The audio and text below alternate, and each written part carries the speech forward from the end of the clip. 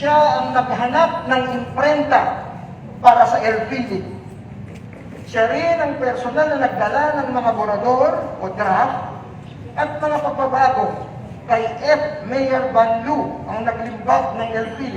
Sa ika-150 taong kaarawan ni General Jose Alejandrino, muling sinariwa ng kanyang mga kabalen sa Arayat, Pampanga ang naging ambag niya sa lipunan at kasaysayan.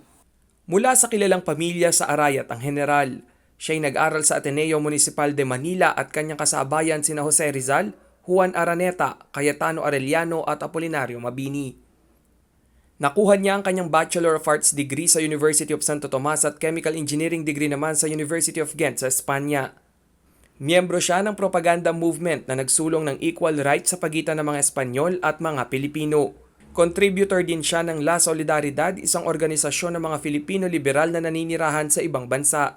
Kadalasan mga nag-aaral sa mga universidad sa Europa. Tinulungan niya rin si Rizal upang itama ang ilang maling nilalaman ng El Filibusterismo.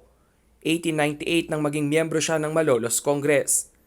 1925 naman na maging senador siya ng 12th Senatorial District of the Philippines.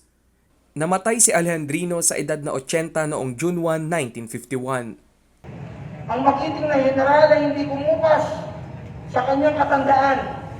Dinala niya sa kanyang katandaan ng giping at lakas ng loob magpahayag ng kanyang damdamin sa mga usaping pumupukaw sa kanyang atensyon. Rainiel Pawid, CLTV News.